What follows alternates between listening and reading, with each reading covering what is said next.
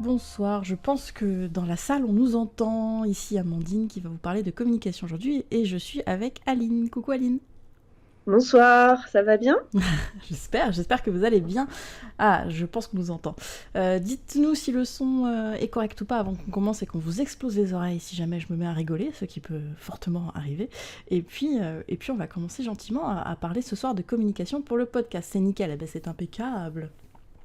Eh bien, Aline et moi-même, nous sommes membres de l'association Bad Geek qui organise cet atelier ce soir. Aline, peux-tu nous parler peut-être un petit peu de Bad Geek ? Bien sûr, alors l'association Bad Geek, comme vous le savez très certainement, c'est une association qui a pour objectif donc d'aider les créatrices de contenu audio mais aussi vidéo. On vous accompagne dans toutes les étapes, c'est-à-dire de la création de l'idée jusqu'à l'hébergement depuis environ 12 ans. D'ailleurs, nous vous invitons à aller voir la nouvelle version de cette plateforme d'hébergement vodio.fr. Et dans le cadre de cette association, de tout cet accompagnement, on vous propose des ateliers, des tutos, enfin, pour vous aider dans vos créations. Et du coup, on a fait, ça c'est le tout dernier atelier, mais on en a fait plein d'autres avant, et quelqu'un de gentil dans le chat va nous mettre le lien de la playlist YouTube, je pense, pour que vous puissiez retrouver tous les premiers épisodes où on a parlé de matériel, on a parlé de ligne éditoriale, on a parlé de Streamlabs sur les derniers, pas de Streamlabs du coup, d'OBS Studio, pour ceux qui voudraient faire du podcast en live. Et aujourd'hui, on va parler de communication, parce que c'est des questions qu'on reçoit quand même relativement souvent, et même toi, je pense Aline, ou même moi, on a pu se le poser quand on a commencé le podcast, c'est comment communiquer sur nos bons vieux podcasts qu'on a produits et que maintenant il faut aller faire entendre à plein de gens. Alors... Oui, c'est souvent quelque chose qui est sous-estimé alors que c'est assez, je vais pas dire central, mais c'est quand même très important pour, comme tu dis, faire connaître le podcast et pas ne pas être juste là pour écouter dans son salon. Après, vous avez peut-être envie d'écouter dans votre salon tout seul votre podcast. Et honnêtement, vous avez le droit, il n'y a aucun problème. Voilà, la playlist vient d'être postée dans le chat, donc vous pouvez aller voir si jamais... Bonsoir, péremptoire, si jamais vous êtes curieux ou curieuse. Alors, le programme de ce soir, de quoi on va parler ? On va d'abord commencer par parler de quelque chose qui est vraiment super important et peut-être un peu négligé, mais quelles sont vos raisons en fait pour communiquer ? Pourquoi vous voulez en faire ? Et vous allez voir que ça va être le point d'orgue, la base de tout ce que vous allez faire derrière. On va parler de votre image.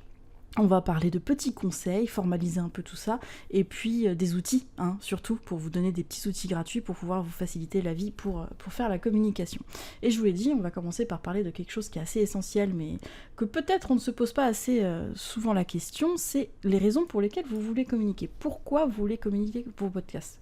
J'ai trouvé 5 raisons, peut-être qu'il y en a d'autres, peut-être qu'Aline tu pourras m'en donner d'autres, mais 5 raisons qui pour moi sont importantes quand on veut justement communiquer pour son podcast. La première serait de faire passer son message, évidemment, puisque tu l'as dit, on a fait un podcast, on a envie que des gens l'écoutent, on n'a peut-être pas envie d'être tout seul dans son salon pour l'écouter, du coup, ce message, on a envie de le faire passer au plus grand nombre, on a envie que de plus en plus de monde l'écoute, donc c'est une des raisons, je pense une des principales, pour communiquer. La deuxième, elle peut faire un petit peu doublon peut-être, c'est atteindre sa niche, parce que quand on fait un podcast, alors je pense que c'est beaucoup de gens qui regarderaient ce live ou qui sont sur Vodio sont concernés. On fait souvent des podcasts un petit peu de niche, c'est-à-dire sur des sujets. Je crois que toi et moi, on est particulièrement concernés, Aline, du coup. Sur des sujets... Oui. La niche, c'est quelque chose que je connais pas mal. Mais du coup, on est sur un sujet vraiment extrêmement particulier et il faut aller trouver en fait ces personnes, ces auditeuristes qui sont peut-être plus difficiles à atteindre que si vous faisiez un podcast sur le cinéma ou le jeu vidéo, quoique quelquefois ça pourrait être l'inverse, mais du coup voilà, vous voulez atteindre des personnes en particulier, vous voulez trouver votre niche, vous voulez communiquer auprès d'elles. Donc ça peut être une deuxième raison de faire de la communication. La troisième, tout à fait louable, c'est que vous voulez de la reconnaissance pour votre travail. Vous avez mis beaucoup d'énergie dans ce que vous avez fait, dans vos enregistrements, dans vos conducteurs, et vous voulez un peu que les gens entendent votre travail pour avoir un petit peu de reconnaissance, entre guillemets, sur votre investissement, vos compétences. Ça peut être important, d'autant que de plus en plus de gens, en fait, se servent, et ça c'est la raison numéro 4, de leur podcast pour vendre des prestations ou vendre des services. parce que ça peut être un moyen de communication en soi pour justement faire connaître... D'ailleurs, il y a pas longtemps, on a eu, je crois que c'est une dresseuse pour chevaux qui est arrivée sur Vodio. Donc comme quoi, on peut faire des podcasts sur tout. Je trouve ça génial, moi. Mais justement, comme elle était dresseuse, elle a créé un podcast pour faire connaître son activité de dresseuse et puis donner des informations.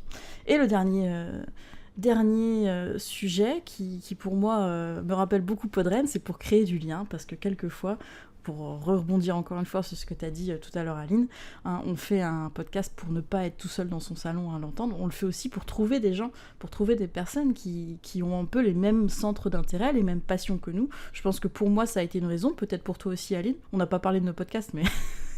Oui, c'était ça, c'était pour trouver des gens avec qui échanger et surtout aussi pour moi m'exprimer et peut-être faire comprendre à des gens qui ne comprenaient pas ma passion bon, moi je parle de drama coréen, mais de, de faire passer ce message et que les gens puissent enfin comprendre pourquoi j'aime autant ça et ce que je vois à travers ce média-là en fait. Mais c'est vrai que c'est une Et, autre raison aussi, ouais. et d'ailleurs, quand tu parlais de reconnaissance pour le travail, moi, ce que j'entends, c'est aussi la reconnaissance par les pairs, donc Mhm. par d'autres podcasteurs, mais aussi par des personnes qui nous sont totalement étrangères. On sort de notre cercle familial, on sort de notre cercle d'amis, et là, je trouve que cette reconnaissance, je vais pas dire qu'elle est plus gratifiante, mais elle résonne différemment que si c'était maman qui nous envoie un petit SMS en disant c'était sympa.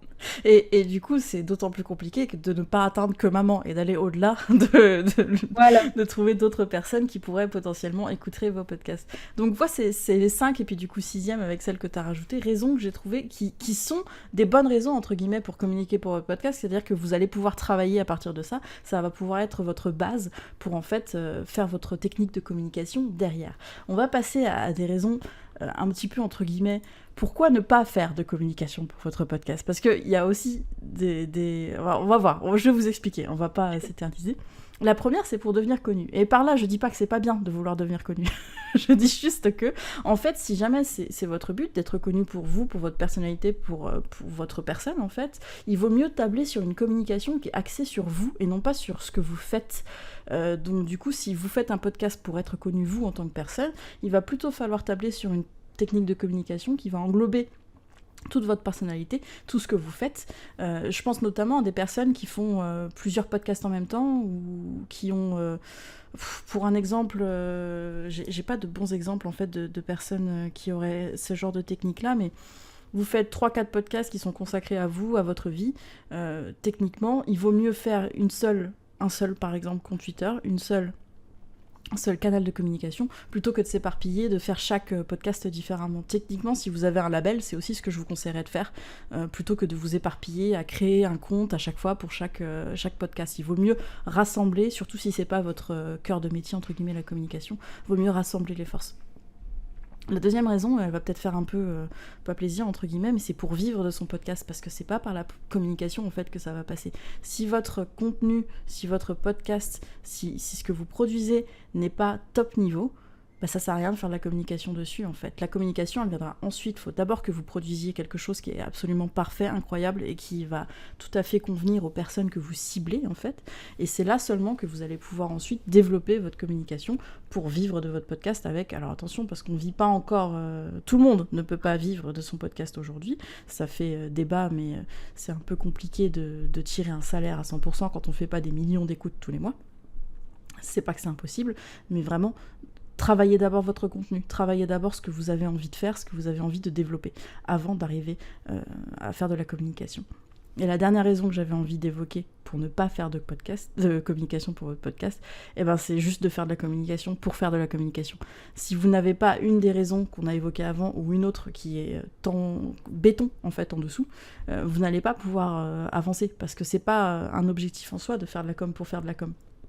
Il vous faut une raison, il vous faut un but, il faut que vous ayez envie d'aller quelque part, que vous ayez un objectif en fait bien dans la mire pour pouvoir développer vos techniques de communication derrière.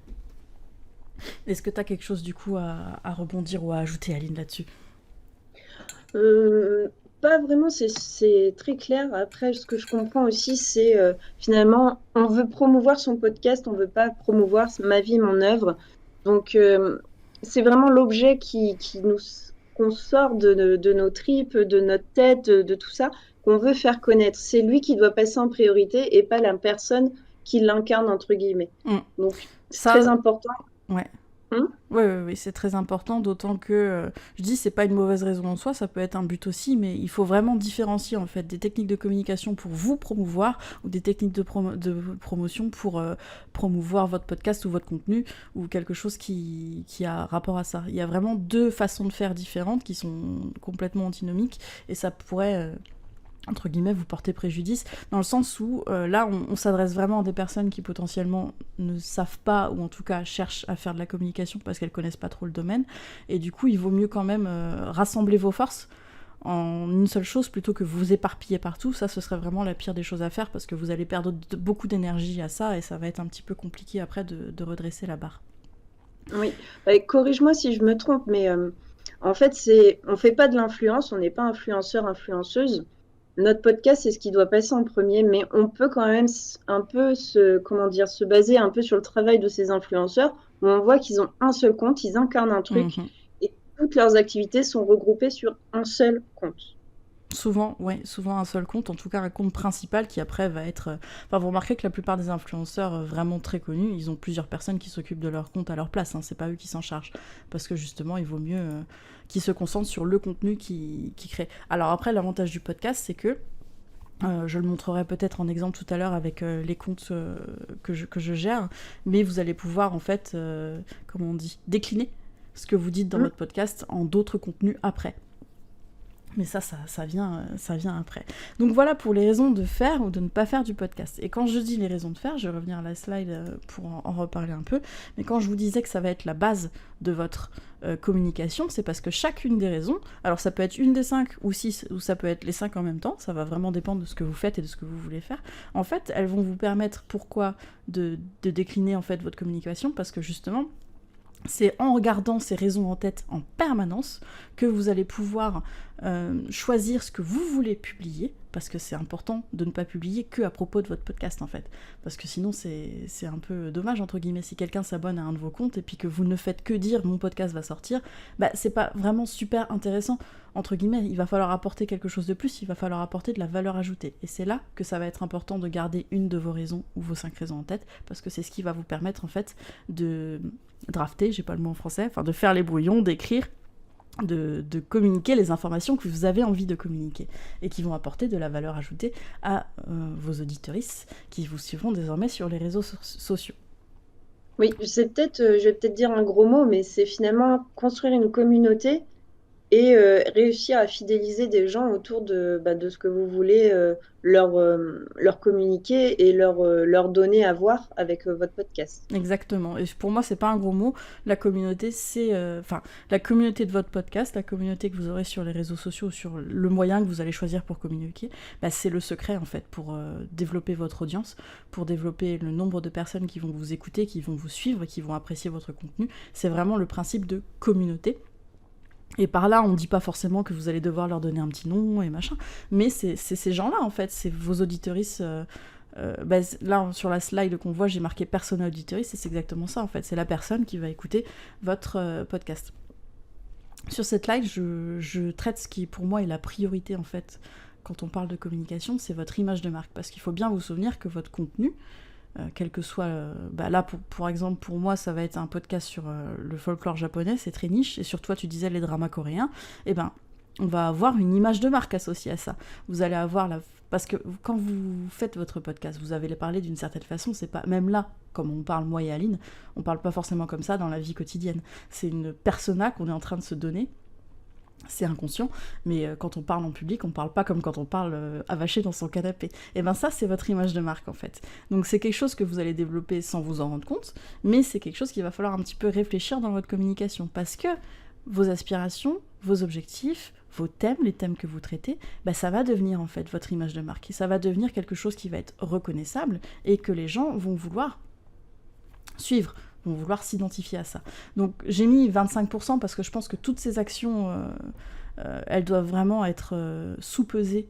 Vous devez faire un petit peu de tout quand vous faites vos actions de communication, mais vous devez forcément prendre en compte du coup cette image de marque, donc cette identité, l'identité de votre podcast, l'identité de la persona que vous êtes en train d'incarner quand vous faites votre podcast, mais aussi les auditeuristes, puisque vous avez forcément une idée des gens qui écoutent votre contenu. Quoique des fois on est surpris. Moi j'ai été vachement surpris. Il y a vachement d'illustrateuristes qui suivent le podcast, je savais pas. Mais du coup on en découvre des fois sur le chemin. Mais il faut prendre ça en compte aussi. Donc qui écoute votre podcast, ou en tout cas à qui vous le destinez quand vous le créez, vos objectifs, et vos objectifs, on en revient aux raisons pour lesquelles vous faites de la communication, ça va correspondre en fait à vos objectifs à long terme par rapport à cette communication, et ce qui vous démarque, parce qu'il y a forcément quelque chose dans ce que vous faites, et ça on le dit toujours avec Back Geek, mais il y a de la place pour tout le monde dans le podcast, parce que vous avez tous un petit quelque chose en plus. Et la façon dont Aline va traiter les dramas coréens sera peut-être différente de la façon dont X ou Y va traiter les dramas coréens. Et ça, il faut que vous en soyez conscient, et il faut que vous en fassiez votre force en fait. Et que vous en fassiez peut-être une marque de fabrique quand vous faites de la communication. Est-ce que j'ai été claire, Aline ? Je ne sais pas sûre là d'avoir été claire, donc je te le demande. Oui, c'est super clair. Il faut avoir ses objectifs en tête, savoir quel est notre petit truc en plus, savoir aussi quel est notre persona qu'on s'est forgé, qu'on s'est créé, et aussi avoir l'identité, l'image de marque de notre podcast. C'est plutôt clair. Ça peut paraître un peu compliqué, je me dis, quand on n'en a jamais fait, c'est aussi pour ça que j'essaye de repasser dessus, mais c'est vrai que la communication, c'est pas juste écrire un tweet, c'est pas juste faire un post Instagram, il y a vraiment des choses à prendre en compte sur le long terme, dans la façon dont on va construire ces techniques de communication. Ouais. Si je peux donner un exemple, moi pour le podcast du drama, pour annoncer la sortie d'un épisode, j'ai construit une espèce d'identité visuelle sur Instagram où lorsque ma story sort pour annoncer ce podcast, le nouvel épisode, les gens savent qu'il y a un nouvel épisode parce qu'il y a bien l'identité visuelle de nouvel épisode. Et on en parlera un petit peu aussi de comment faire des visuels, je pense que tu connais, ou tu passes par Canva aussi, qui est un peu la base maintenant aujourd'hui, qui a lissé le paysage, mais c'est bien pour les gens qui savent pas faire. Donc ouais, l'identité visuelle, ça peut être quelque chose aussi, ça peut être juste quelque chose, mais d'ailleurs c'est ce que j'en parle après, mais moi je pense que il faut formaliser en fait votre communication, établir un planning, mais aussi justement, tu le disais, avec des repères visuels par exemple, c'est-à-dire retrouver des choses répétitives entre guillemets. Faut pas changer d'image toutes les 4 du mois, faut vraiment formaliser ce que vous faites. Alors ça peut paraître un petit peu casse-pied, mais je pense que c'est le secret au long terme. Il vaut mieux être consistant et consistante qu'épars ou éparse dans la façon dont vous publiez. Donc moi ce que je fais pour mon compte, je vais vous le montrer après si vous voulez, pour illustrer, mais par exemple pour mes comptes, j'ai des plannings que j'essaye de respecter, pas toujours, parce que la vie, on est podcasteuriste indépendant, donc des fois la vie nous rattrape, mais un planning en fait, pour justement que les personnes qui suivent les comptes de réseaux sociaux que j'utilise puissent un peu retrouver des repères, comme tu le disais. Donc quand je sors un épisode, il va y avoir un tweet spécial qui va être retweeté, qui va être piné. Sur Instagram, j'ai fait je pense que tu l'as fait aussi peut-être, mais planifier ta grille pour que ça rentre bien un peu quand on regarde de l'extérieur. Ça va dépendre beaucoup du réseau social que vous utilisez aussi. Oui, il faut créer des rendez-vous en fait avec sa communauté. Exactement. Et d'ailleurs, souvent, on conseille aux podcasteristes de sortir leur podcast à intervalles relativement réguliers. On a Ça va trancher là dans le chat qui sort un peu n'importe quand et ça fonctionne aussi, donc comme quoi tout fonctionne. Mais si vous voulez vraiment développer sur le long terme votre communauté, je pense que formaliser déjà le rendez-vous de votre podcast, c'est important. Et ensuite, formaliser des rendez-vous sur les réseaux sociaux pour que vraiment votre communauté qui est en train de se construire ou qui est construite, puisse un peu se retrouver dans ces repères-là. Et je le disais, du coup, je l'ai écrit, avant de se lancer, il faut décider sur des règles d'usage. Il faut que vous décidiez sur quel réseau vous allez aller, à quelle fréquence vous allez publier ou envoyer des newsletters, ça peut être ça aussi par exemple, et surtout quelles informations vous allez publier. Je vais vous montrer à titre d'exemple, et non pas parce que je le trouve incroyable, mais juste à titre d'exemple, mon compte Instagram. Il arrive, il est là. J'ai décidé, donc je l'ai dit, de faire un principe de grille. Donc en bas, j'avais ma grille à 9 carreaux, puisque Instagram, c'est du 3x3. C'est pas du tout 9 carreaux. Je suis désolée, je suis un peu fatiguée aujourd'hui. Et du coup, j'ai décidé à intervalles réguliers de publier des estampes, des rappels d'anciens épisodes, des reviews de livres liés à ma thématique, à ma niche, Et tout ça, ça forme en fait une grille que moi j'ai prévue à l'avance et qui est sortie. Donc je vous l'ai montré sur la slide d'avant. Là, vous avez les posts en marron, par exemple, ce sont mes posts Instagram. Donc, je vais formaliser un planning, je publie, je prévois à l'avance même mes posts, et puis là, vous voyez, une fois par semaine, je publie un planning Twitch, par exemple. Donc, vraiment, j'ai tout décidé à l'avance, sauf sur Twitter, parce que moi, j'ai décidé de le faire un petit peu plus lâche sur Twitter, mais j'ai mes objectifs par réseau social, j'ai mon planning, j'ai ma fréquence, mes réseaux, etc. Donc, c'est vraiment quelque chose qu'il faut vraiment avoir à l'esprit quand on veut faire de la com et développer son audience, c'est que vraiment le principe de rendez-vous est super important, comme disait Aline, c'est vraiment créer le rendez-vous avec la communauté. Après, il ne faut pas aussi s'empêcher d'interagir avec cette communauté. Quand il y a une info qui pop, qui est spécifique à votre podcast et qui peut amener quelque chose en plus, n'hésitez pas à le recommuniquer, même si ça ne rentre pas dans un rendez-vous fixé. Yes. Il faut toujours aussi créer ce lien de connivence avec la communauté et créer du coup du lien. C'est ça. Je pense que on parle surtout de Twitter là dans ce que tu dis, Twitter ou Facebook par exemple, qui sont vraiment des réseaux sociaux de d'immédiateté. Effectivement, et le meilleur conseil que je peux donner à quelqu'un qui voudrait développer sa communauté sur Twitter, c'est de devenir en fait un espèce de point de référence du sujet que vous traitez. C'est-à-dire de ne pas se faire relais que de vos informations, mais bien de faire relais des informations qui sont vraiment relatives à votre sujet. Je pense à Dr. Watt, il me semble, qui a un très bon Twitter. Dès qu'il y a une information sur la série Doctor Who, eh ben c'est relayé, c'est commenté, ils ajoutent d'autres informations, etc. Donc on est vraiment sur quelque chose qui apporte de la valeur ajoutée, et pensez-y toujours aussi, c'est à apporter une certaine valeur ajoutée, parce que les gens ne vont pas vous suivre juste pour vous suivre, ils vont vous suivre parce que vous allez leur apporter un petit quelque chose en plus. Parce que si c'est juste pour suivre la sortie de vos épisodes, bah il suffit de s'abonner à votre flux RSS. Donc si c'est juste pour développer votre communauté que vous voulez faire de réseaux sociaux, il va falloir apporter cette petite valeur ajoutée en plus que potentiellement ils ne trouvent pas ailleurs. J'y pense parce que moi, je parle japonais, et effectivement, dans ma niche, c'est important de parler japonais parce qu'on va pouvoir retrouver des informations qui ne sont pas encore diffusées en France ou en Occident, que je vais pouvoir retweeter. Bon, après, c'est très précis, mais chaque podcast a sa situation précise où vous allez pouvoir apporter ce petit truc. Je pense que toi aussi, Aline, tu dois te tenir un petit peu au courant de ce qui se passe dans les dramas coréens, sur les nouvelles saisons, les nouveaux épisodes qui arrivent, par exemple. Oui, alors là, comment dire, c'est peut-être un mauvais exemple parce qu'on peut vite se retrouver submergé par la quantité d'informations. Donc, c'est vrai que moi, j'ai tendance à choisir ce que je vais relayer et commenter. On peut pas tout faire sur les dramas coréens parce que une fois qu'on a mis le doigt dessus, on ne fait qu'effleurer le sujet. Hein.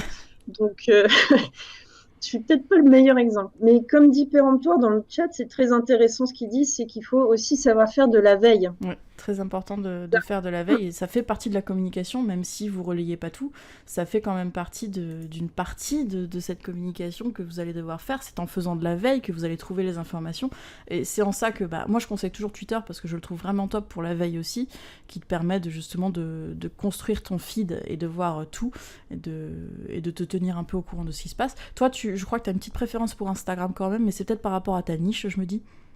Oui, c'est par rapport à la commu sur les dramas coréens, c'est essentiellement des nanas ou des gars qui communiquent sur Insta parce qu'il faut que ce soit super visuel, que ce soit beau. Je vais pas dire, comme en japonais on dit kawaii, tu vois, il faut que ce soit mignon. Donc c'est vraiment Insta qui est plébiscité par ces gens-là, par la communauté. Donc voilà. Il y a Nucker qui dit aussi quelque chose de très intéressant, qui demande Discord, ça se tient où ? Discord, c'est super pour faire des communautés. C'est super aussi parce qu'en fait, votre communauté va interagir entre elles, sans forcément que vous ayez besoin de vous en mêler, entre guillemets. Si vous allez sur des Discord de communautés de gros influenceurs ou podcasteristes, vous allez voir qu'en fait, ils interagissent jamais. C'est les gens vraiment...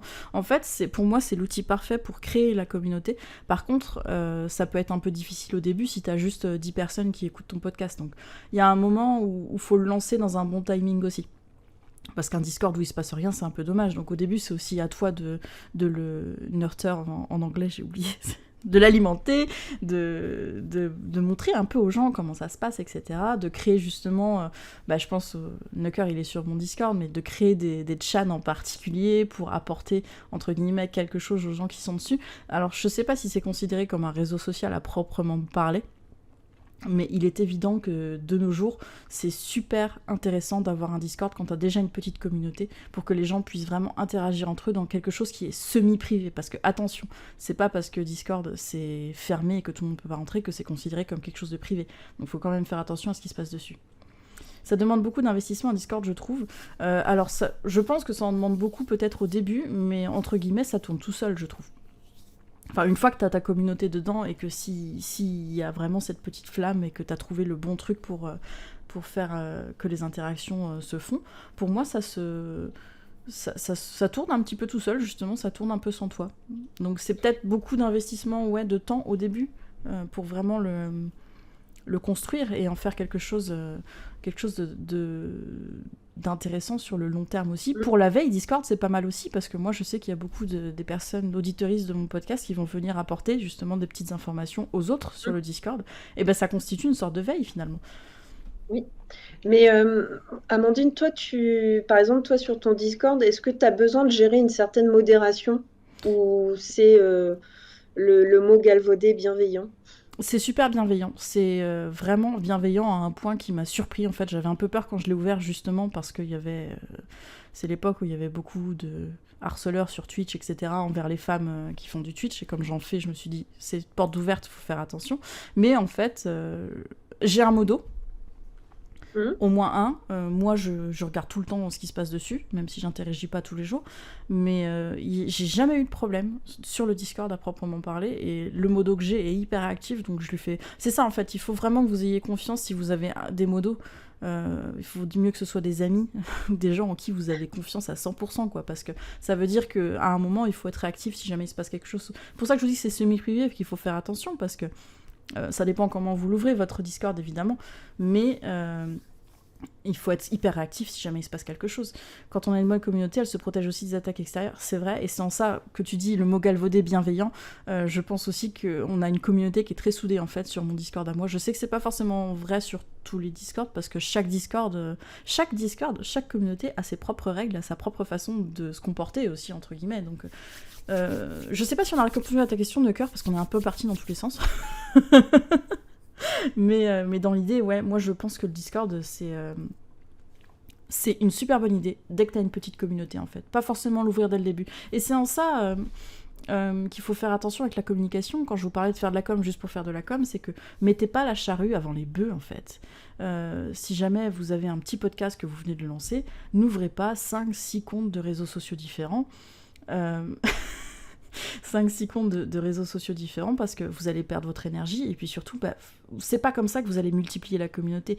Concentrez-vous sur un seul. Je pense que c'est vraiment le conseil de base qu'on peut donner quand vous le lancez au début, c'est concentrez-vous sur quelque chose et faites-le bien, et ensuite vous pourrez penser à faire autre chose.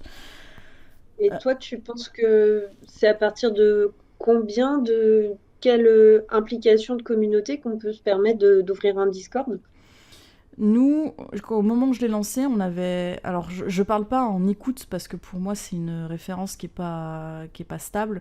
En téléchargement par mois, on était à peu près à 3000 quand je l'ai lancé. Et je pense que c'était au bon moment, parce que ça a décollé comme il faut, et au début, c'était un peu... Voilà, ça se cherchait, mais très vite, on a eu comment on appelle ça, un rythme de croisière, et je pense qu'aujourd'hui, franchement, je suis très très contente de ce qui se passe sur ce Discord. Mais... en dessous de 1000, je pense que c'est...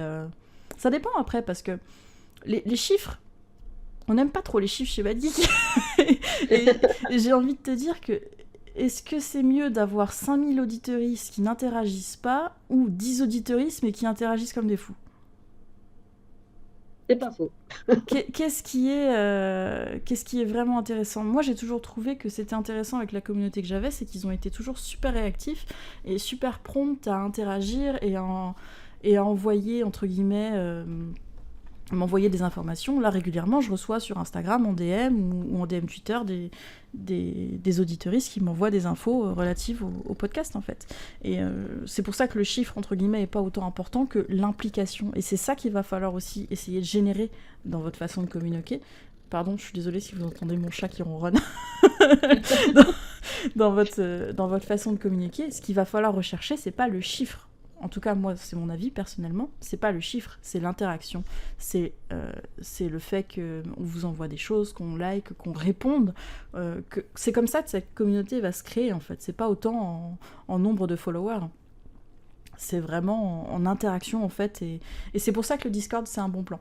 Donc, je t'ai dit 1000, mais en fait, je reviens dessus et je me dis qu'à partir du moment où tu sais que tu as une toute petite communauté, mais qui sont super connectés, qui ont envie, qui demandent d'avoir le Discord. Je crois qu'on nous l'a demandé, le Discord. Je sais plus pourquoi on l'avait ouvert à l'époque.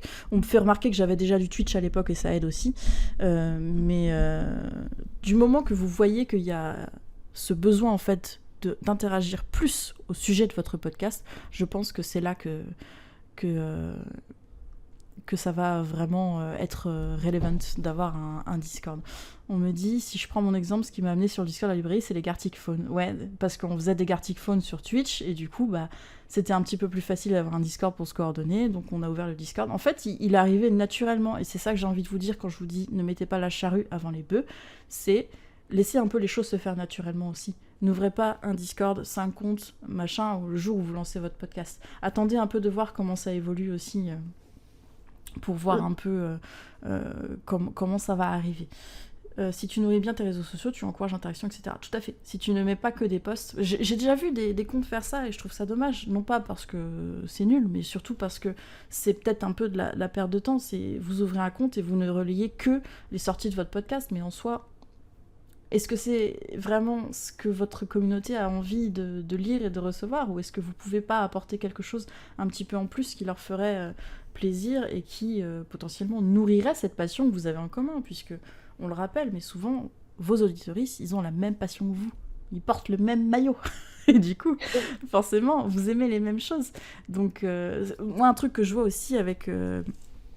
je prends mon podcast encore une fois en exemple parce que je le connais bien, mais on est sur une niche de surnaturel japonais, et ben souvent c'est lié aux jeux vidéo, ou souvent c'est lié au manga. Et du coup, il y a des passerelles comme ça qu'on peut faire, et on peut rajouter d'autres informations qu'on va apporter. Quand j'ai lancé les reviews de manga sur l'Instagram, je savais pas si ça allait prendre, et au final, les gens adorent. Donc comme quoi, il faut un peu vraiment observer aussi votre communauté pour voir qu'est-ce qui leur ferait plaisir. Ok. Autre question ou remarque avant qu'on passe à autre chose? Le chat est parti, je suis désolée, c'est fini le ronron. Vous lui avez pas plu, je crois. Du coup, on a traité le gros du gros, entre guillemets, du sujet, en tout cas pour ce soir. On va passer aux outils gratuits que moi je peux vous conseiller justement pour mettre en place vos techniques de communication. Après, ça c'est une partie potentiellement 1. Donc s'il y a des questions en particulier qui mériterait peut-être de se développer plus, on peut envisager aussi une partie 2 plus tard. Donc n'hésitez pas, on est là pour ça nous fait plaisir. Et mon chat sera ravi de venir ronronner à nouveau dans le micro. Au niveau des outils, le premier, on l'a évoqué tout à l'heure, que je conseille, c'est Canva. Canva, c'est devenu un peu la référence, mais à très juste titre, je pense. C'est un outil qui est en grande partie gratuit. Il a une version payante que je n'ai jamais prise, que j'ai pu tester un petit peu, mais qui, pour l'instant, moi, me donne pas envie de payer. Alors, je crois que c'est 15 € par mois, la version payante. C'est pas énorme au regard des capacités maintenant de l'outil. Et à quoi ça sert? Ça va vous servir à faire, en fait, des supports visuels pour absolument tout et n'importe quoi. Ils ont même sorti là un truc de génération d'images avec de l'intelligence artificielle, donc vraiment on fait du tout et n'importe quoi, on fait de la vidéo, on fait des publications, là vous le voyez, hein. Flyers, publications Facebook, Instagram, documents A4, infographies, etc. Moi je m'en sers professionnellement et je m'en sers pour le podcast. Et à chaque fois, on m'a toujours dit que c'était impeccable au niveau professionnel. Donc il n'y a vraiment pas à hésiter si jamais vous voulez... Je sais pas si tu utilises ça, toi, Aline, pour Instagram? Si, Canva, je reviendrai pas là-dessus, quoi. C'est vraiment un super outil, hyper facile à prendre en main et on réalise des choses de qualité quasi pro Mm. en quelques minutes, même si on est une bille. Et c'est super, quoi. Et Alors, oui, moi, j'ai utilisé la version payante dans le cadre d'une asso, ouais. et ça n'apporte pas grand-chose de plus. Enfin, Enfin, je sais... ça apporte. Ouais. Je dis juste, ça apporte, quand vous cherchez des éléments à ajouter sur votre publi, vous voyez, il y a des choses qui sont marquées d'une étoile. Ça veut dire, c'est des éléments qui sont payants. Mais je trouve que déjà, les éléments qui ne sont pas payants sont suffisamment riches et suffisamment nombreux et suffisamment diversifiés pour pouvoir avoir des publications de qualité. Péremptoire nous dit ça vaut quand même le coup de payer à un niveau pro. Je pense aussi que quand tu t'en sers vraiment professionnellement beaucoup, ça peut valoir le coup. Quand c'est là, on parle de petits podcasteristes indépendants qui veulent développer leur audience, je pense que c'est pas forcément nécessaire d'investir les 15 € par mois.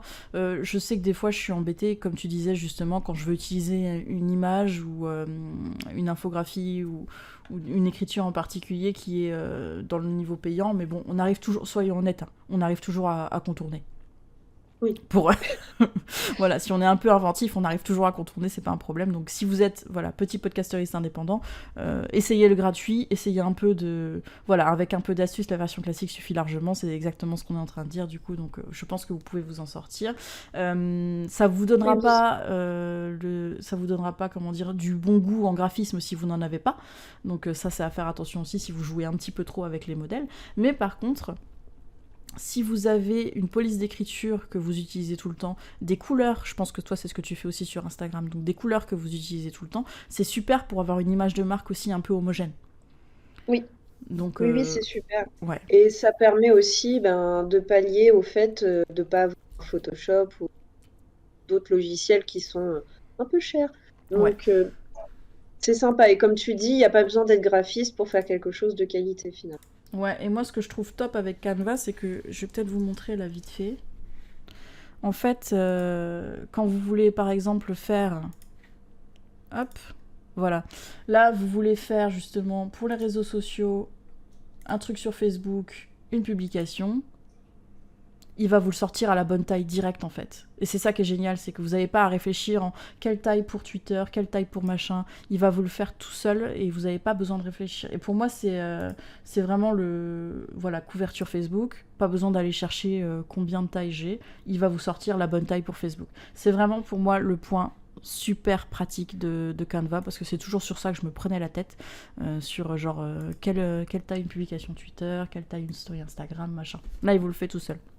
Ce qui est à noter du coup, Péremptoire le souligne à très juste titre, les associations, comme tu disais aussi, ont accès à un compte pro gratuitement. Il suffit que vous prouviez que vous êtes une association et vous avez un compte pro. On l'a avec Bad Geek, je crois d'ailleurs.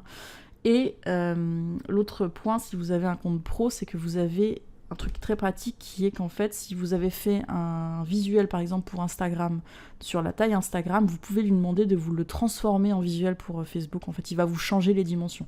J'ai jamais testé ça à 100%, donc je peux pas vous dire si ça marche à chaque fois pour le placement, etc. Mais par contre, je sais que c'est super pratique quand on a envie de l'utiliser. Donc pour les visuels, Canva, c'est vraiment top. Comme tu disais, tu n'en reviendrais pas. Moi non plus. Franchement, c'est hyper pratique, autant au niveau pro qu'au niveau de la communication générale. Et en plus, il vous sauvegarde tout, etc. Donc vraiment, c'est top, top, top. Prise en main super facile. Vous faites des publications, des posts Insta en 3-4 clics. Enfin, 3-4, j'exagère, mais... C'est assez intuitif et facile à prendre en main. Ouais, on peut s'amuser en plus pas mal avec. Il y a vraiment beaucoup de choses, beaucoup plus de choses que vous ne pourriez penser pour quelque chose qui est gratuit quand on a l'habitude par exemple de Photoshop et de ses prix maintenant. Donc pour les visuels, c'est gratuit, c'est génial. Vous pouvez en faire vraiment pour tout n'importe quoi, y compris pour rendre des dossiers à l'école ou au boulot, hein, soyons sérieux. Le suivant, c'est Mailchimp. Alors si jamais vous êtes quelqu'un qui a un podcast et qui veut passer par la newsletter, parce qu'on a parlé de réseaux sociaux, mais la newsletter, c'est quelque chose qui existe encore, et c'est conseillé, y a beaucoup de gens qui ne jurent que par les newsletters, en fait, pour, par exemple, vendre des prestations ou des services. On en a, je crois, je vais pas envie de dire de bêtises, on en avait une sur Vodio, mais je sais pas si on l'a encore, j'aimerais bien qu'on me corrige dans le chat, là, pour le coup. Mais il y a des outils gratuits sur Internet qui le font très bien. MailChimp en particulier le fait, je trouve, assez bien. La seule chose sur la version gratuite, c'est que vous allez avoir dans le footer de votre email un truc qui indique que vous utilisez MailChimp. Donc ça va encore. Moi, par exemple, je suis sur un projet de longue haleine qui va finir en Kickstarter, et j'ai choisi d'avoir MailChimp, en fait, qui va permettre d'envoyer des emails quand je veux à ma base de données qui fait 70 ou 80 personnes, je crois. Et c'est super pratique pour garder du lien. Faut pas négliger la newsletter. Franchement, ça peut être un super bon plan pour... Je sais que maintenant, on a des Patreons, etc., qui permettent de le faire, mais la newsletter, ça reste quand même quelque chose d'assez classique en termes de marketing. Donc si jamais vous avez envie d'envoyer des newsletters, moi, je vous conseille MailChimp gratuitement. Ça marche très bien. Je sais pas si t'en envoies, Aline, toi ? Non, non, non, j'ai pas assez de, comment dire, de matériaux comment dire, à envoyer, mais peut-être que c'est quelque chose que je réfléchirais à développer, justement. Il existe d'autres outils, j'en ai pas là en tête, mais moi c'est celui que je préfère parce que je trouvais que c'était le plus simple à utiliser et qui... Oh, c'est rien, c'est mon chat. Et que... Pardon. Pour vos oreilles. Donc voilà, pour la newsletter. Je sais que maintenant, effectivement, avec Patreon, par exemple, on peut faire des newsletters qui sont derrière un paywall. Aussi, ça peut être quelque chose d'intéressant si vous avez beaucoup d'informations et que vous voulez vraiment apporter... Je suis désolée, il y a mon chat qui fait vraiment n'importe quoi. J'essaye de sauver les meubles. Voilà, c'est bon. Sur Patreon, oui, je crois que Jack Parker en particulier fait ça sur Patreon. Donc voilà, c'est une newsletter qui est envoyée tous les mois, mais derrière un paywall, ce qui permet effectivement de monétiser en fait les informations que vous faites. D'ailleurs, c'est ce que j'ai mis en place avec la librairie Yokai aussi. Votre veille peut servir à ça. Votre veille peut servir à construire une newsletter intéressante pour apporter des informations en plus de ce qui se passe autour de votre podcast, par exemple. On nous dit Sending Blue, mais en version limitée. Je pense à un autre, en fait, mais j'arrive pas à retrouver le nom. Je retrouverai peut-être plus tard, si jamais ça intéresse des gens. Ensuite, pour poster vos fameux posts de réseaux sociaux, Meta Business Suite, donc c'est le gros mot pour Facebook et Instagram.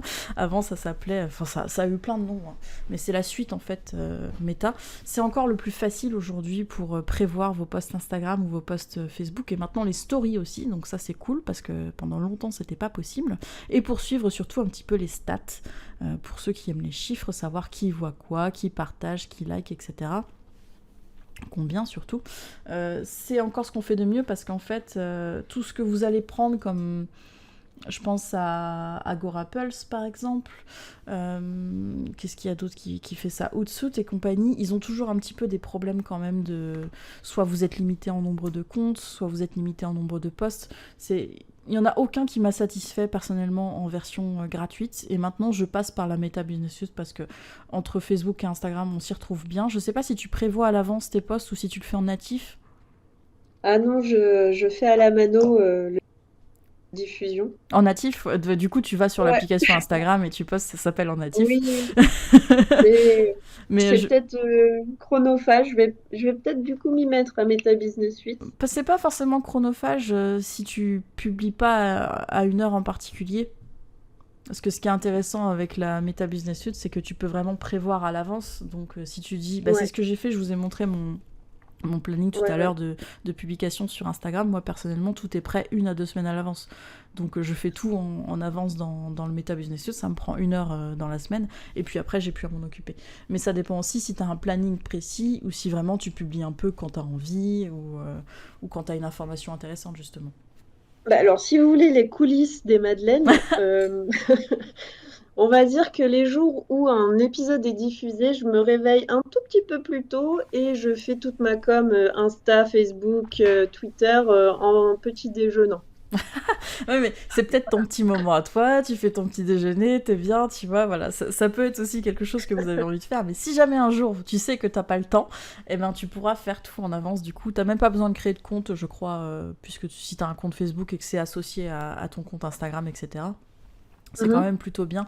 Pendant longtemps, ça a été l'enfer à utiliser, soyons honnêtes, hein, mais récemment, ils se sont quand même un petit peu améliorés sur l'ergonomie, quoique de temps en temps, il y a des mises à jour un petit peu casse-pied. Mais moi, je préfère utiliser ça plutôt que d'avoir un autre compte où je vais être limitée en général à trois comptes de réseaux sociaux. Là, j'ai 2 ou 3 comptes Instagram, c'est un peu plus facile à gérer en fait comme ça.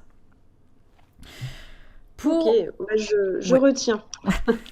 Ça, c'est pour, du coup, Instagram et Facebook, qui sont déjà 2 grands vecteurs de communication. Pour Twitter, qui est pour moi mon gros conseil, TweetDeck. TweetDeck, ça a été racheté par Twitter. Avant, c'était une autre entreprise qui s'en chargeait. Et je trouve que pour prévoir ses tweets, pour faire de la veille, pour faire juste de la gestion, entre guillemets, industrielle de compte Twitter, TweetDeck, c'est vraiment le mieux. TweetDeck, ça vous permet en fait d'avoir votre fil, mais aussi de rajouter par exemple des teams, donc des équipes sur plusieurs comptes Twitter à la fois. Donc par exemple, moi j'ai accès à 5 ou 6 comptes Twitter actuellement. Dans TweetDeck, je peux tous les gérer en même temps. J'ai pas besoin, vous savez, de basculer sur un autre compte. Donc je peux avoir toutes les colonnes que je veux. Vous pouvez avoir des colonnes de tendance, vous pouvez avoir des colonnes de mots-clés que vous suivez, par exemple Podren, c'est un mot-clé qu'on suit, donc on regarde ce qui est publié en temps réel sur Podren, mais aussi qui a liké vos tweets, ou alors qui a retweeté vos tweets. Vous pouvez vraiment choisir vos colonnes, les customiser à fond, y compris les messages privés, et tout ça sans changer de compte, puisque toutes les équipes dont vous faites partie, vous pouvez les afficher en même temps. Là, par exemple, vous voyez que la première colonne, ça doit être les tweets publiés, la deuxième, ça doit être le feed, et puis la troisième, ce sont les tweets que moi j'avais publiés. Enfin voilà, vous pouvez vraiment customiser à mort cet outil. Moi, je l'aime bien, et il est vraiment top pour la veille Twitter, parce que vous pouvez suivre des choses en plus de ce que vous avez dans votre feed.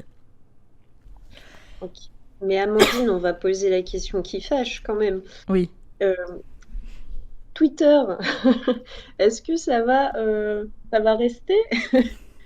On a une alternative? Il y a beaucoup de discussions à propos de ça récemment. J'ai vu beaucoup de gens migrer vers Mastodon, beaucoup dire qu'ils ne comprenaient rien à Mastodon. Voilà, donc il y a vraiment un gros débat effectivement en ce moment. Twitter, ça reste quand même quelque chose, en tout cas pour le podcast, qui est fondateur, moi je pense. Et je recommande... Alors, on l'a sur Vodio, je vais aller le chercher tout de suite pour vous montrer. Ce qu'on appelle les smart links. Sur Vodio, on en a une. Donc, si jamais vous êtes hébergé chez Vodio, vous avez accès à une smart link. Ça vous permet tout simplement d'avoir des tas de liens que vous pouvez ordonner dans l'ordre que vous voulez, mais surtout de centraliser tous les liens possibles sur votre podcast. Donc par exemple pour le mien, j'ai le Twitch, le flux RSS, donc c'est par là qu'on passe pour l'écoute de podcast. On a le Discord, on a le Patreon, on nous dit l'équivalent des Linktree, tout à fait, c'est l'équivalent de la marque Linktree, et il y en a encore d'autres, Marshmallow, enfin voilà, il y a plein de noms différents. J'ai 2 chats sur le bureau, c'est une situation critique désormais. Donc voilà, on a les liens d'écoute sur plein de sites pour le podcast, mais on a aussi, vous le voyez là, le Twitter. J'ai pas mis Instagram d'ailleurs, parce qu'Instagram c'est assez récent pour la librairie OK. Mais du coup, j'ai envie de vous dire, communiquez ça en fait à vos... Plutôt que de migrer vers un autre réseau social où vous n'êtes pas sûr que ça va marcher non plus, vous n'êtes pas sûr que ça va suivre, parce qu'on ne sait pas qui viendra ou viendra pas, mettez plutôt en place ceci. Donc que ce soit sur Vodio ou ailleurs, hein, je crois que d'autres... Ocha doit le faire aussi par exemple.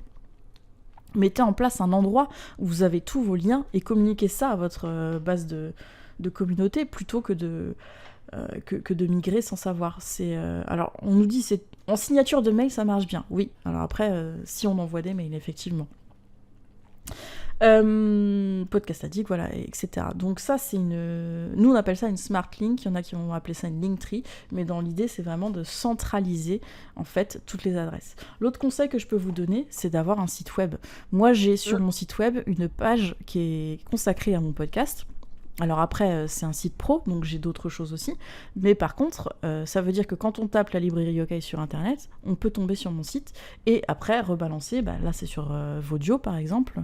Mais on a aussi des liens vers des articles que j'ai écrits. Ça, c'est j'ai oublié comment ça s'appelle en français, mais j'ai converti des épisodes de podcast en articles de blog. C'est une technique de communication aussi. Et plein d'autres informations qui sont intéressantes pour les auditeuristes. Donc vraiment, avoir un site, ça peut être aussi un très très bon plan. Mais le gros conseil, c'est d'avoir une Linktree ou d'avoir un Smart Link pour rassembler tout le monde. Et justement, là, en parlant de site, tu conseilles un outil en particulier? WordPress. WordPress. Je vois beaucoup de gens passer par Wixit. C'est l'enfer, ce truc. C'est une machine à gaz. WordPress, ça reste quand même une valeur sûre que beaucoup de gens utilisent, même au niveau professionnel. Ça coûte pas forcément très cher d'avoir un nom de domaine du nom de votre podcast. Nous, on vous propose aussi le podcast.st sur... Alors, le podcast.st, vous avez besoin d'avoir une adresse de site, mais par contre, c'est... par exemple, c'est mes madeleines coréennes, c'est ça ton... Oui. mesmadeleines-coréennes.lepodcast.st, ce sera une adresse que vous pouvez garder à vie, et vous pouvez le rediriger vers ce que vous voulez. Donc si vous avez un site, vous pouvez rediriger votre site, ou si c'est votre page d'hébergeur, ou votre Twitter, ou enfin vraiment, vous pouvez le rediriger vers n'importe quoi. Ok. Mais l'idée, c'est vraiment d'avoir un endroit, au moins sur le web, où vous avez tout qui est ensemble, en fait. Parce que c'est le problème des podcasteristes, des fois, c'est qu'on a notre podcast, et puis on a notre réseau social, et puis on a ci, et puis on a ça, et c'est vrai qu'il faut penser un peu à rassembler tout en un seul endroit pour que les gens puissent vous trouver.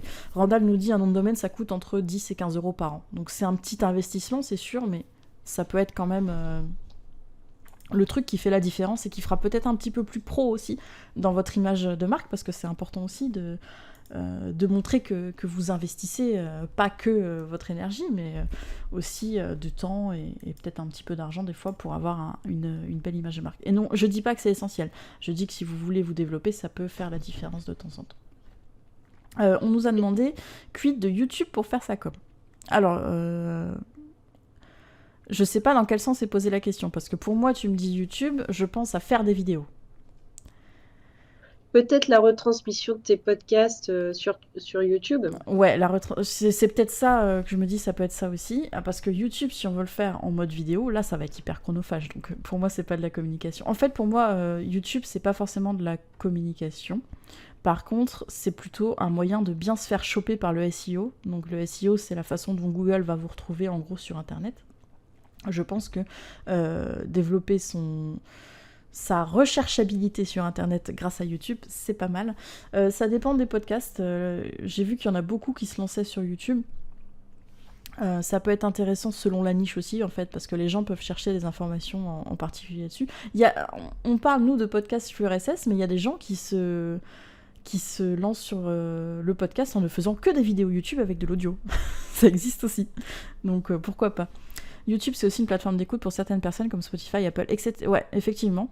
En fait, nous, on a des convertisseurs et il y en a d'autres qui doivent exister sur d'autres hébergeurs. À partir du moment où vous perdez pas de temps, je pense que c'est un bon plan. Parce que ça va vraiment améliorer votre recherchabilité, vous allez être plus visible, effectivement. Mais pour moi, c'est pas de la com à proprement parler, c'est juste un autre canal pour faire écouter votre podcast.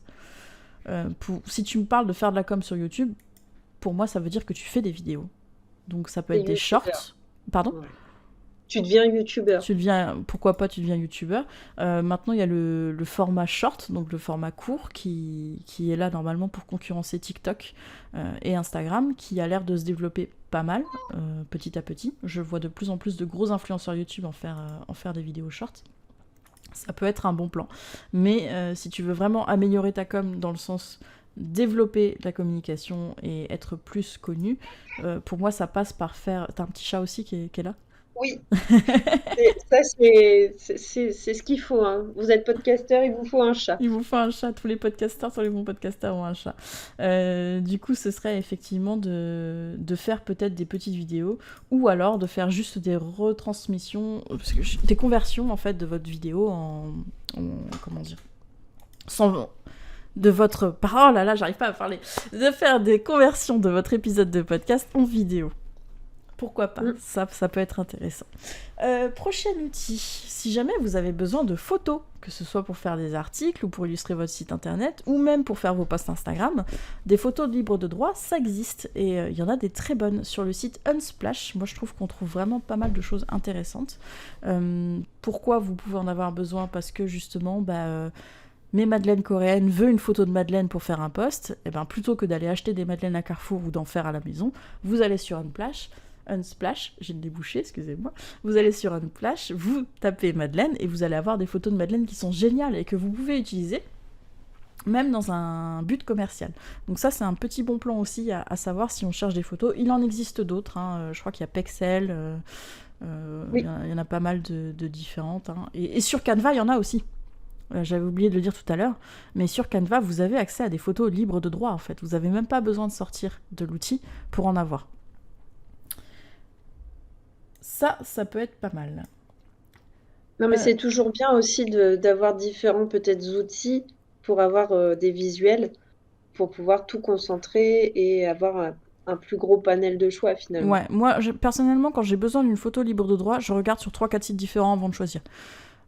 Plutôt que de... Enfin, pour vraiment trouver celle que je veux bien. Et aussi celle qui est différente, parce que le désavantage des photos libres de droit, c'est peut-être que 20 personnes vont utiliser la même dans votre, dans votre entourage proche, et du coup, ça pourrait être problématique. Donc ça, c'est pour les photos. L'outil suivant, et je suis très mauvaise élève parce que je passe pas par OBS Studio aujourd'hui, je passe par Streamlabs, mais si jamais vous voulez faire des lives, parce que par exemple, c'est quelque chose que j'ai développé avec mon podcast et ça marche super bien, moi je suis très contente de ce qu'on peut faire, je sais pas si Knocker est encore là, mais la communauté Twitch, elle est absolument ouf aussi, moi je l'adore. Il y a plus d'OBS? Ah, ok, ça a changé de nom. La dernière fois que j'avais vérifié, c'était... Je sais pas ce qu'il a, péremptoire va pas bien, il faut que quelqu'un il le... Il est pas bien que t'aies pas passé par, que tu sois pas passé par OBS. Du coup, OBS Studio, c'est un outil qui va vous permettre en fait de gérer des lives et des enregistrements de vidéos, parce que vous pouvez aussi juste enregistrer une vidéo. On parlait de YouTube tout à l'heure, faire de la vidéo. Vous pourriez passer par OBS Studio pour enregistrer une vidéo, mais vous pouvez surtout gérer des lives du coup sur Twitch, sur YouTube et sur d'autres plateformes de live. C'est gratuit. Péremptoire me corrigera, mais il me semble que c'est... Ah, j'ai oublié comment on dit, mais c'est ouvert quoi comme univers. Et c'est génial. Moi, je passais par Streamlabs avant, open source, voilà, merci. Je passais par Streamlabs avant, et puis je suis passée à OBS Studio, et franchement, c'est vachement mieux.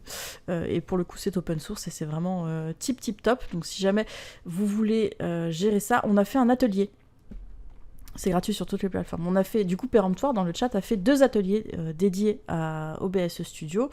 Vous les retrouvez sur la playlist YouTube qu'on vous avait mis tout à l'heure, parce que ça peut faire un peu peur les premières fois. Mais ça, pour le coup, pour développer son podcast et pour faire quelque chose d'un peu innovant, des enregistrements en direct, par exemple, pendant le Covid, c'est ce que j'avais fait. On avait fait des enregistrements en direct avec mon co-présentateur à l'époque au Japon. Et franchement, ça avait bien marché. Et pour le coup, c'est un côté interactif en direct. Et ça c'est le meilleur qu'on puisse vous souhaiter, c'est l'interaction en direct, c'est vraiment top. Pour, du coup, gérer ses lives et ses enregistrements de vidéos. Et le dernier, et alors là c'est vraiment pour les gens qui sont un peu comme moi toqués du cerveau, un outil de management de projet. Je vous ai montré tout à l'heure en fait comment je gérais mon emploi du temps pour les publications, et je passe par ClickUp qui est un outil de management de projet. C'est le level up de Notion et de Trello. C'est pour les gens qui ont vraiment envie de faire de la gestion de projet millimétrée avec des dates. Moi, je gère tout, ma vie privée et professionnelle dans cet outil-là. C'est gratuit aussi en grande partie. Vous avez une petite limite où ça devient payant, mais moi, j'ai payé parce que je trouvais que ça valait vraiment le coup. Mais pour le coup, si vous voulez gérer un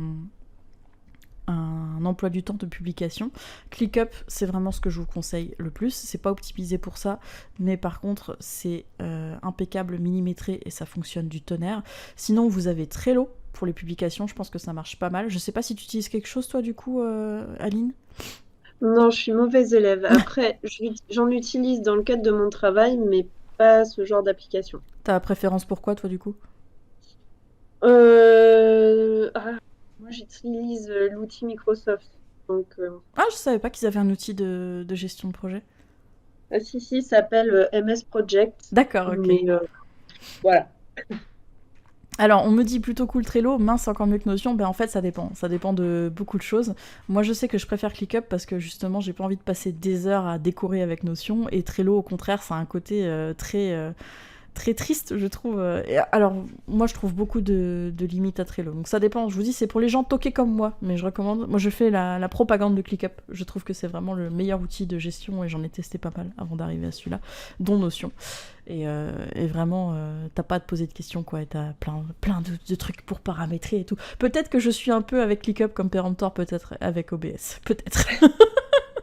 Mais du coup, c'est facile à utiliser, c'est assez Moi, je trouve ça vite. facile à prendre en main et je trouve ça ergonomique, mais c'est vrai que là, pour le coup, tu vois, quelqu'un dit c'est plutôt cool Trello, moi je déteste Trello, Péremptoire a l'air d'utiliser Notion, moi je déteste Notion. Je pense que c'est vraiment plus.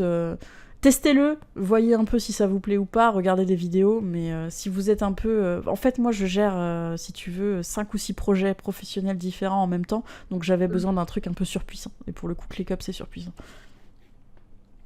Mais écoute, je prends note aussi alors. Et voilà, on a fait le tour pour ce soir de l'atelier communication. J'espère que ça vous a plu. Vous avez été réactifs et réactifs, en tout cas dans le chat, donc ça fait plaisir. Je vous l'ai dit, on a encore un petit peu de temps si jamais vous voulez, vous avez des petites questions à poser. Et puis, si jamais il y en a que ça intéresse, on peut effectivement faire une partie 2, mais je pense que, au vu des questions, je pense qu'on a un peu couvert ce que les gens se posaient comme question. T'en as, toi, peut-être encore, Aline, qui te reviennent à l'esprit? Euh, Pas trop de questions. Là, j'ai découvert plein d'outils finalement que je connaissais pas. Donc, je vais aller faire un tour et je reviendrai peut-être avec des questions plus techniques, Dans... notamment. Oui. Je sais pas là par exemple sur Meta Business Suite, est-ce qu'on va pas avoir des restrictions de compte? Je sais pas si on veut. Par exemple, moi j'ai un compte pro pour Insta, mais j'ai une page privée sur Facebook. Est-ce que le fait que les deux soient, comment dire, soient liés, est-ce que on va pas avoir des red flags au moment d'associer les deux sur Meta Business Suite? Normalement, non. Moi, j'ai pu gérer ça relativement facilement. David Euh, nous oui, oui, demande j'étais en train de le. dire ça, ça m'a fait bloquer. Du coup, j'avais autre chose à dire, mais j'ai oublié. C'est pas grave, ça me reviendra. Est-ce qu'il y a un plan simple à suivre pour peaufiner sa communication de podcast, les fameux 5W? On vous ramène en fait à l'article que j'avais fait sur Vodio, où j'en parle, je crois, des 5W là-dedans. C'est pour ça que j'ai pas envie de trop... Mais en gros, les 5W, c'est les 5 questions en W en anglais. Donc il y a what, ou... je sais plus What, après. why, Ouais. who, ouais. C'est ces Pourquoi, trucs-là, comment, là. pourquoi, quand. Il vous a mis l'article. Voilà, j'ai mis en... je sais plus si j'en parle des 5W dedans. Why, what, who, where and when, tout à fait. Ouais, ils sont là. En gros, et ouais, là, c'est exactement ce que j'allais dire, Randall, merci. Il y a le Discord de Bad Geek, en fait, qui est là. Donc, si jamais vous avez des questions, vous voyez le replay, là, et vous avez des questions, ou si jamais vous avez une question, mais vous voulez pas la mettre dans le chat, n'hésitez pas à aller sur le Discord et on vous répondra, ou même à m'envoyer un message privé, je me ferai un plaisir d'approfondir un peu le sujet. Mais en gros, les 5 W, voilà, c'est why, what, who, where and when. Donc, pourquoi, quoi, qui, quand et où, qui, en fait, vont vous permettre de faire votre trame de technique de communication. Ces questions-là, vous allez y répondre. Moi, pour moi, la plus importante, c'est le why. C'est pour ça qu'on en a parlé aujourd'hui, le pourquoi. Pourquoi vous faites de la communication. Parce que c'est ça qui va vous servir de socle, qui va vous servir de base pour faire tout le reste derrière. Mais ensuite, effectivement, il y aura le quoi. Donc, qu'est-ce que vous allez publier. Il y aura le vous. Et là, le vous, c'est plutôt à qui. Donc, à qui vous destinez, en fait, ce que vous allez publier. Le where, donc quels réseaux sociaux, ou alors quel newsletter, ou alors, enfin voilà, sur quel format, sur quel canal de communication. Et le when, c'est-à-dire quand, et dans quand, là, on parle de à quelle fréquence. Ça, c'est des questions qui sont indispensables, je pense, quand on veut vraiment formaliser un peu sa communication et la rendre un petit peu plus professionnelle. Ouais. Mais alors, tu vois, toi, tu trouves que c'est le why qui est super important. Moi, je mettrais en top 2 le where, savoir où est la communauté, Oui, où sont les personnes qu'on veut cibler. ouais, parce que j'ai C'est pour ça pas... qu'on. j'ai pas arrêté de dire que je conseillais Twitter, mais c'est pas vrai pour tout le monde. Je conseille Twitter quand vous êtes débutant, justement, ou débutante, et que vous savez pas trop quoi faire, où aller. Mais comme tu le disais, toi, ta niche à toi, par exemple, elle est sur Instagram. Mais certaines niches, elles vont être sur Reddit. Certaines niches, elles vont être sur des forums, sur des Discord. Il faut vraiment que vous trouviez où est votre niche, et c'est en ça que t'as raison, la deuxième question, elle est super importante, c'est que avant de définir quoi que ce soit, je dirais qu'il y a deux choses à prendre en compte. Il faut, que ce soit une plateforme que vous connaissez et que vous savez utiliser, dont vous connaissez les codes. Et le deuxième, c'est est-ce que ma niche, elle est là-bas ? Et si elle n'est pas du tout là-bas, bah ça sert à rien. Ça sert à rien d'y aller, vous allez parler dans le vent. Twitter a surtout l'avantage d'avoir une communauté de podcasteristes qui pourront vous faire des retours et partager vos créations. Tout à fait, il y a énormément de podcasteristes qui sont sur Twitter, que ce soit professionnellement d'ailleurs ou personnellement, et qui du coup vont être, soyons honnêtes, hein, les auditeuristes, c'est souvent des podcasteristes. Très très souvent. S'ils n'ont pas encore passé le pas, ils vont le passer, et c'est surtout les meilleurs auditeuristes que vous pourrez avoir, puisqu'effectivement, ils pourront vous faire des retours. C'était aussi ce dont je parlais quand tu présentais ta première diapo sur la reconnaissance des pairs, finalement. C'est qu'il faut les trouver, en fait. Il faut effectivement savoir où ils sont. Et après c'est compliqué, on va pas vous faire le top 5 des questions, mais voilà, les deux, pour moi, la plus importante, c'est le pourquoi. Faut vraiment toujours vous rappeler pourquoi vous faites de la com, pourquoi vous êtes sur ce réseau social-là, et justement, ça va en fait vous donner les réponses à tout le reste derrière. C'est pour ça que c'est vraiment super important. Et ne jamais oublier où est-ce qu'on va et d'où on vient, quoi, en gros. Ça finit en développement personnel, ce truc, hein, mais... non, l'idée, c'est ça. Bon, et ben s'il n'y a pas d'autres questions, on va pouvoir mettre fin, entre guillemets, à ce live ce soir. Merci Aline, en tout cas, de t'être joint à moi ce soir pour répondre à ces questions. C'était enrichissant des deux côtés, je trouve. Oui, merci à toi Amandine. Je pense que je parle au nom de beaucoup de gens. C'était super clair et ça nous a apporté pas mal d'idées et de petits outils à tester du coup. Merci, et puis du coup on va vous laisser là-dessus, on va vous souhaiter une bonne fin de soirée. Encore une fois, on peut se retrouver sur le Discord si jamais vous avez des questions. J'ai appris beaucoup de choses, merci pour l'atelier. Merci à toi Grand Bavard, t'étais là depuis le début, c'est très gentil d'être passé. On vous fait de gros bisous, je pense que je parle au nom d'Aline aussi. Oui, des bisous. Et on vous dit du coup à une prochaine fois peut-être chez Bad Geek. Bonne soirée à vous.